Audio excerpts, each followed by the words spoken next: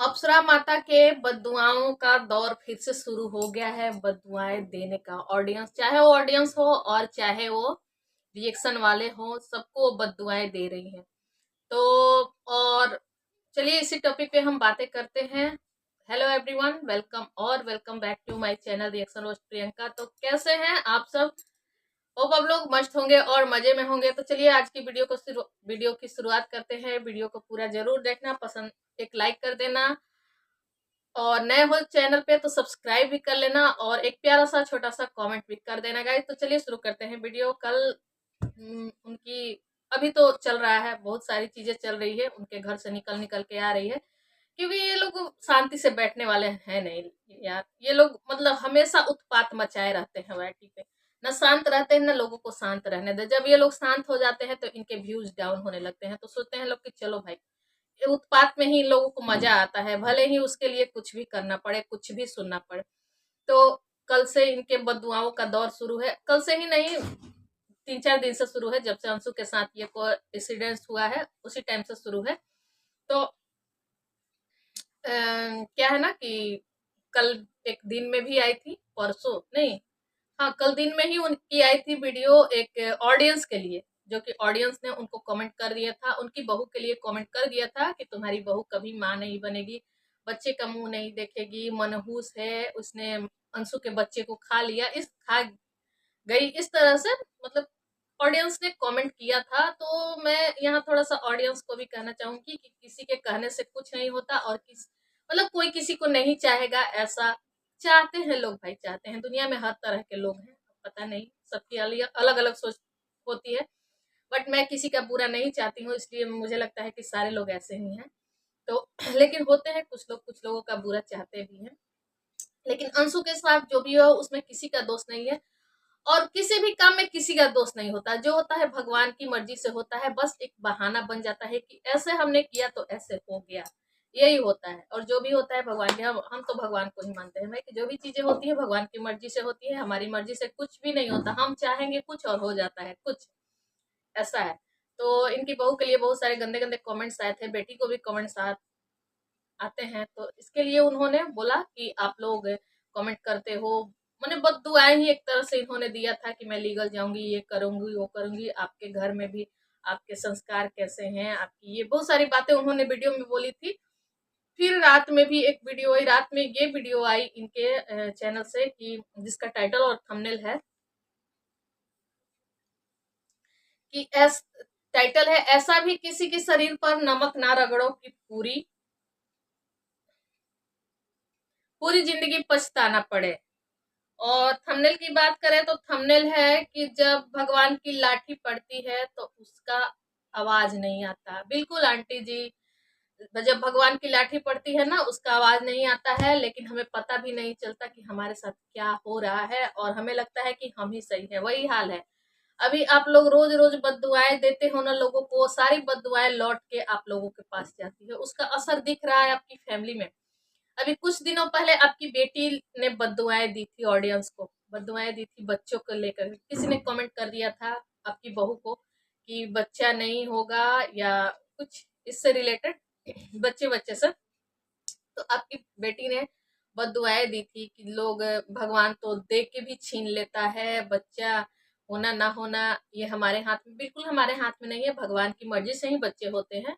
जब उनकी इच्छा होगी तभी बच्चा होगा। लेकिन कोई भी काम तो भगवान के ही मर्जी से होता है। इसका मतलब क्या हम हाथ पे हाथ धरे बैठे रह जाएंगे? हम कोशिश तो करेंगे ना।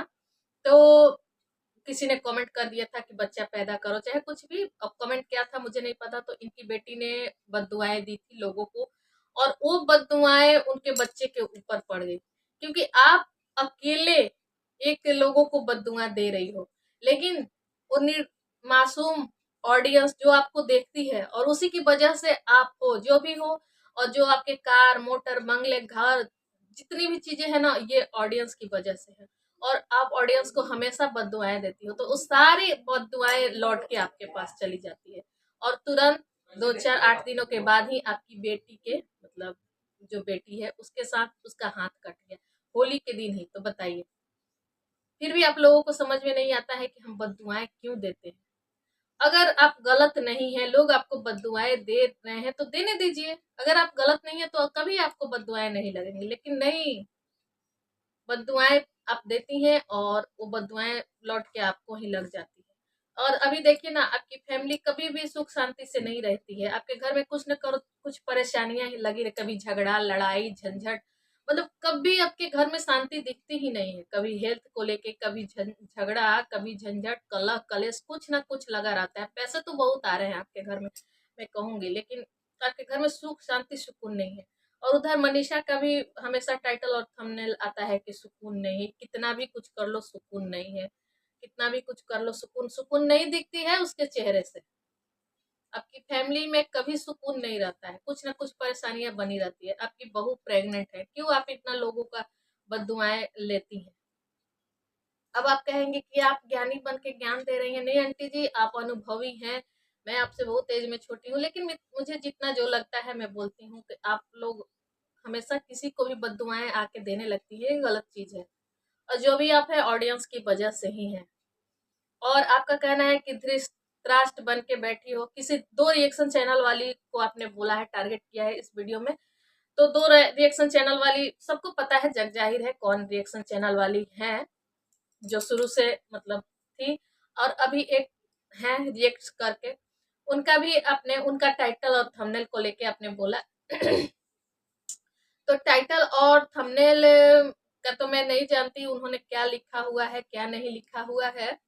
कभी कभी टाइपिंग मिस्टेक हो जाती है, क्योंकि आपके भी टाइटल और थंबनेल जो आते हैं ना, उसमें भी बहुत सारी मिस्टेक होती है। तो शायद वही लिखना कुछ और चाह रही होंगी और लिखा गया होगा कुछ और, ये भी हो सकता है। लेकिन आप आ गई बद्दुआएं देने, लेकिन वीडियो में ऐसी कुछ भी उन्होंने बातें नहीं बोली हैं, तो आप आ गई हैं बद्दुआएं देने उनको। तो ये क्या लगता है आंटी जी, ये सारी बद्दुआएं लोगों को लगेंगी, आपके पास लौट के जाती हैं सारी बद्दुआएं। देखिए आपकी वो पोती, नतिनी कहेंगे उसको, नतिनी की हाथ कट गई है, बेटा का ऑपरेशन हो रहा है, इधर बहू परेशान है, इधर आपके बड़े बेटे भी परेशान है, इनको भी गाली गलौज कितनी सारी मिलती है। और आप लोग कहते भगवान से डरो, भगवान की लाठी में बिल्कुल आवाज नहीं होता, भगवान किससे आप डरो, डरिए आंटी जी।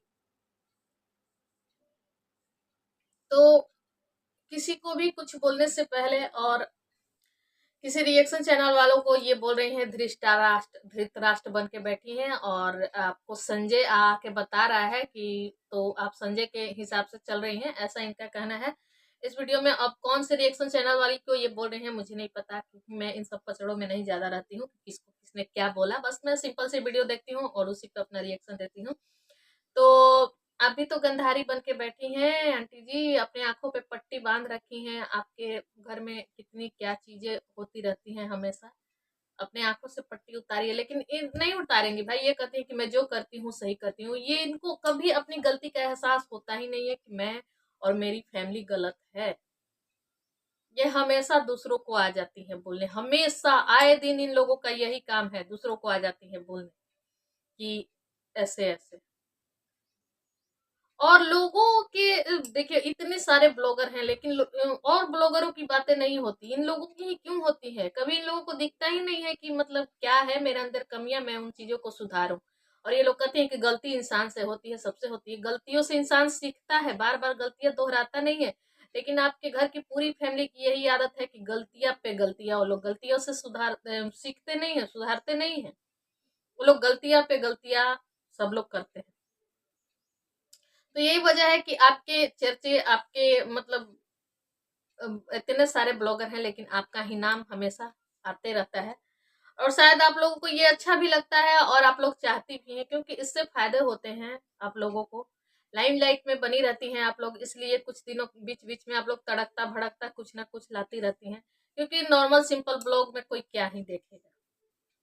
तो बस गाइस, इनका हमेशा चलता रहता है, कभी ऑडियंस को, कभी रिएक्शन चैनल वालों को, कभी किसी ब्लॉगर को, कभी किसी ने इनके ऊपर कुछ बोल दिया, कभी किसी ने इनके ऊपर वीडियो बना दिया, हमेशा कुछ ना कुछ तड़कता भड़कता लेके ये आ जाती हैं। इससे इनको फायदा ही हो जाता है, लेकिन बद्दुआएं देती हैं ये लोग, शुरू से ही बद्दुआएं देती हैं, और सारी बद्दुआएं लौट के जाती है, अपने पास जाती है। तो और हाँ, थोड़ा सा कमेंट्स भी इनके ले लेती हूँ। तो बेटी कौन सा पैसा देती है, जो पैसा देता है उसके लिए जाती है। सचिन मनीषा से आपको ज्यादा फायदा है, इसलिए उस सब का ज्यादा टेंशन है तुमको। तुम भी वो चंद पैसे के लिए परिवार का तमाशा दिखाती हो। आप पर कौन नमक रगड़ रहा है, आप दूसरों पर नमक रगड़ते हो। देखिए इनके कमेंट्स, आ गई बद्दुआ देने वाली, पूरा फैमिली पैसे के लिए मरता है।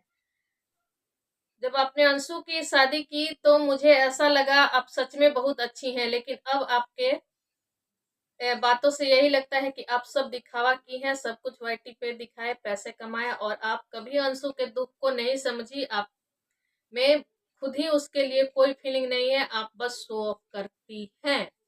तो क्या इतने सारे लोग जो आपको देख रहे हैं उन सबकी नजर गलत है, और आप कहते हैं कि मुझे जो सही लगता है, मैं जो करती हूँ सही करती हूँ।